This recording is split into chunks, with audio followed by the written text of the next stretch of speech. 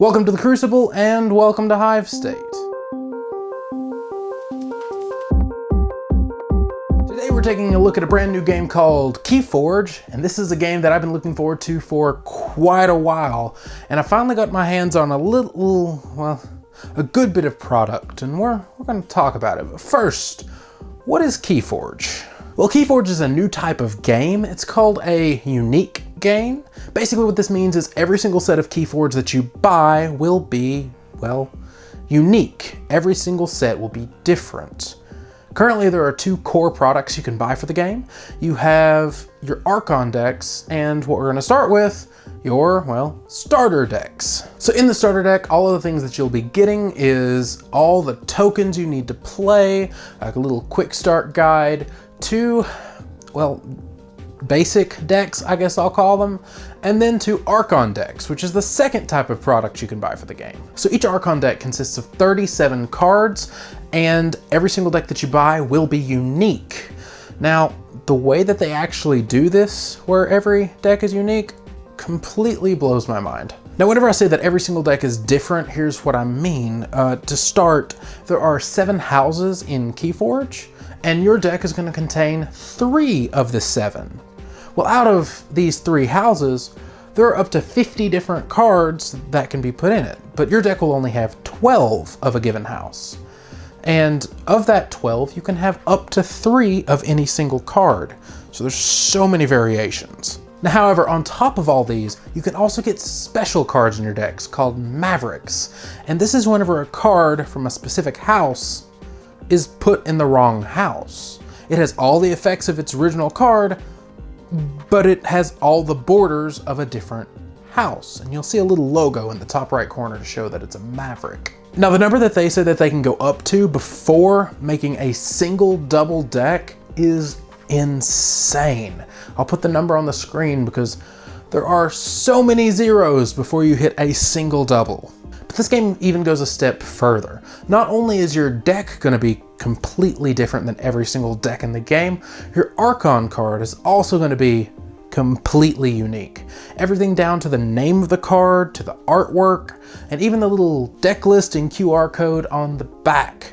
Now, what the QR code's for is so when you get your deck, you can register it in the app and kind of claim it as your own. I'll talk about the app in a minute, but first let's talk about the gist of the game. And since this is a gist, I have to put the disclaimer, this is only the gist. This is not a comprehensive rules and how to play, so just take it for what it is, the gist. Now, the point of Keyforge is to, well, forge keys. But the way you do it is a bit more specific. You have to begin your turn with 6 amber in play. If you can do this, you'll be able to forge a key. Forge 3 of them and you win.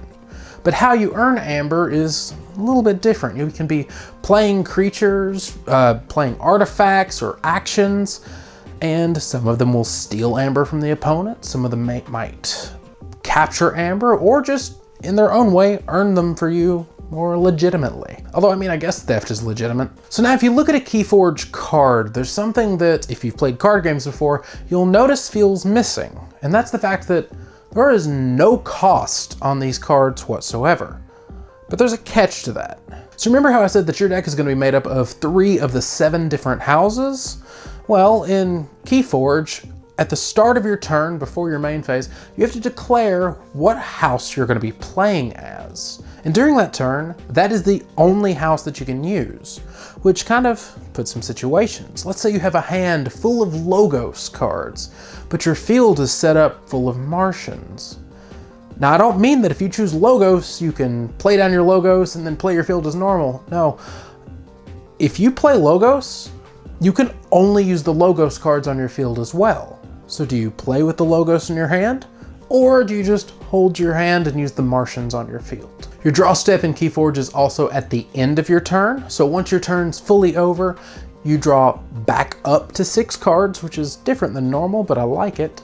And then you untap all of your creatures and artifacts and all of that. So if you ever can't draw a card during this phase, you just reshuffle your discard pile into a new draw deck. Once your cards are actually on the field, they really have about 3 things that they can do.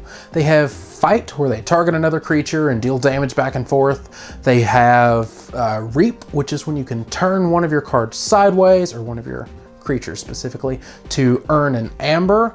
And then you also have just abilities that you can use. You just exhaust it and use the ability if it says to. Now, sometimes if you see it has a Reap or Fight ability, they happen when the creature reaps and or fights. It's not something that takes place. They'll both go off. And other than the fact that whenever you play a card, you play it tapped, I think that's about the gist of the game. Now, even though it may be an exceedingly fun game, one of the thoughts you may be having is one of the thoughts that I've had as well, and that's, how can you balance a card game if every deck is fully random? I mean, there has to be decks that are just so close to perfection that they can beat pretty much any other deck that they play. And then some decks that are just blatantly trash, right? And this is actually a true statement. However, remember the app that I mentioned earlier? Let's talk about that a little bit more. This helps fix this problem. So the Keyforge app is going to keep track of quite a bit. Like I said earlier, you'll be able to scan your decks and put them on the app, register them as I said, and what this will do is, well, first you'll be able to skim through and look at all of the cards in your deck from your phone, and you'll also be able to keep notes on the deck as you play. Although currently the notes part is only on the website, and I really wish they would hurry up and put that on the app too, but that's just me. You'll also gain amber shards in the app. Basically the way this works is for every 3 amber shards, you get an amber. You get 1 of these shards every time that you register a new deck. And as per usual, 6 amber forms a key. So if I have to form 3 keys by buying 54 decks, that's a lot of decks. I'm hoping that you can also earn these maybe through organized play or something, because that's a lot. But back to how the app's gonna balance the game. So anytime you play in an organized event, you're gonna have to do it through this app. So as you're playing with your decks, this will be keeping track of every single win and loss the deck has.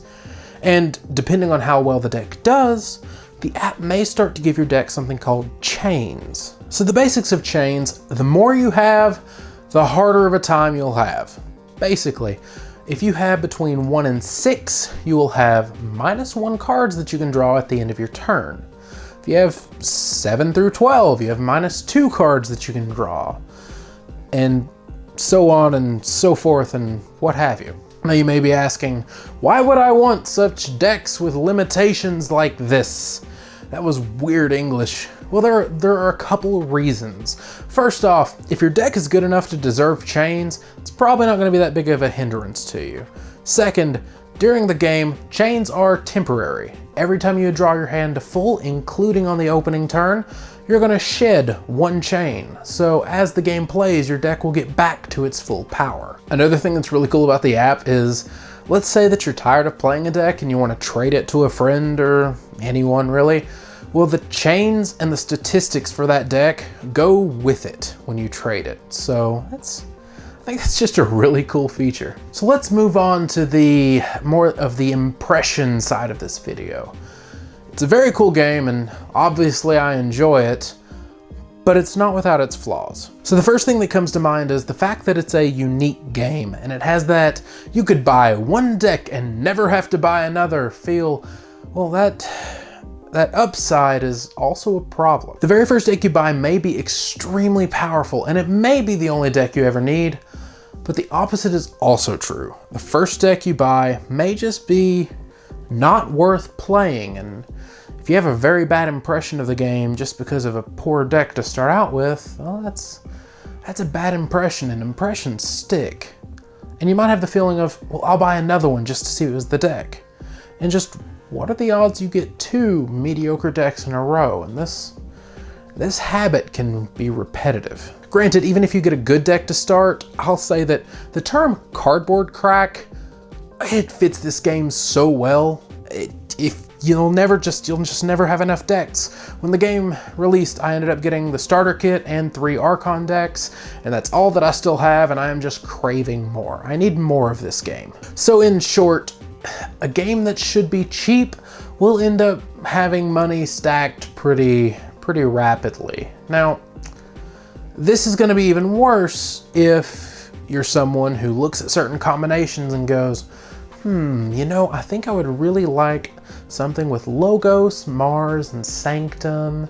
And I'd like the Sanctum to have that quest card that lets you get an extra key in a turn. Oh, but the Logos and Martian cards, they really need to have those cards that are like super archive heavy so that I can actually start archiving my Sanctum. If you go down this, you're going down a rabbit hole and you're looking for the Holy Grail. Now, the second part of my little hesitations is completely speculation, and it's based around organized and tournament play. Now, don't get me wrong, I like the chain system and I very much look forward to seeing how it plays out, but I don't see what's to stop a player from just absolutely bombing a tournament or two before a big tournament to try and shed chains off of their deck. Now, this may end up not being a problem whatsoever, but upon first impressions, which is what this is, it's something that I thought about. Now, the last thing that I'm kind of hesitant about is something that can be easily remedied just by keeping up with your own cards. Now, here's what I mean. The back of every single card is different, right? So let's say you have a deck that you're really proud of and you've played it in so many tournaments and you've done so well, and then one day you lose a single card, just one card out of your deck. Well, now the deck is unplayable, right? It's not like most other card games where you can just go out and order that single card again, replace it, and keep on going. No, your deck is done.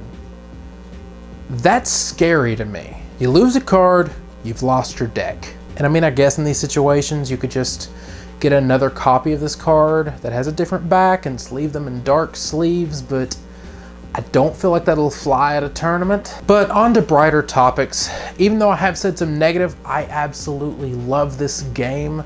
2 of my friends who do not like card games adore this game. And personally, it's been almost all that's on my mind. And like the other 20% of my mind has been Bakugan, but spoilers? Now, I've said some of the negatives on the facts that the decks are random, but there are definitely positives as well. One of the biggest ones to me is you will play decks and play styles that you normally would not touch. And I also like the fact that you're not gonna have play sets of everything you need in your deck. So whenever you're playing and you draw that one card that you needed to win the game, it feels so much better. Now, looking strictly at the mechanics of the game, it's also really refreshing not to just be fighting over a life total. Instead of having every turn be, how much damage can I get towards my final goal? It's more of a, well, can I work towards this key? How far can I get towards forging this one little key? Also, stopping your opponent from forging a key just feels so much better than either dealing or healing a couple points of damage in a turn. I guess what I'm trying to say is that I like the fact that during this game, you're not just trying to win. You're focusing on 3 small goals, and every time you hit one of these goals, they're relatively hard to undo. Your opponent just can't jump back up in life or do anything like that. You can see that visible step forward trying to get you to victory. I like it. I don't know, that's me. And another thing that I really like about this game is something I briefly mentioned before. It's the fact that you are dealt choices. There was one game that I was playing that my entire hand was Logos. And on my field, I mean, I was set up pretty decent in Sanctum. So at the turn, I had 7 cards in hand because of a card on my field. Did I want to play these 7 Logos cards? Or did I want to just keep reaping and killing off my opponent's creatures to kind of keep the board where it was at? It was in such a state that I could attack, capture some amber, heal it back up, reap with the rest, and be halfway to a key for the next turn. So I sat for a couple turns just not playing my hand, just playing my field. Was it the best decision? Should I have played my hand in this game so that I would have had more cards to draw up to maybe get even more Sanctum stuff on the field? I don't know, but you're dealt with those decisions, and it's wonderful. There is so much strategy in this game before your turn even begins, and that's something, in my opinion, not a lot of other games offer. Or I mean, I guess I should say that it doesn't offer in this way, because that's a big claim to make, and I don't want to make that claim on the internet. But yeah, I hope you enjoyed. Keep in mind that this was only first impressions, and most importantly, my opinion. Your opinion may differ, and if it does, that's cool. Leave it in the comments below. I'm happy to read them. Also, I'm going to apologize if I sound like I'm talking through a tube. I'm sick, but you know what? I'm here for you. Next week there's going to be another Keyforge video up on the channel, and it's basically going to be breaking down each and every house to the best of my abilities. So if you're interested in that, make sure to stick around, hit subscribe, or just look back next week. I don't care. I'd rather you subscribe. Hit the bell if you felt like it. But whether you do or whether you don't, you'll see me when you see me.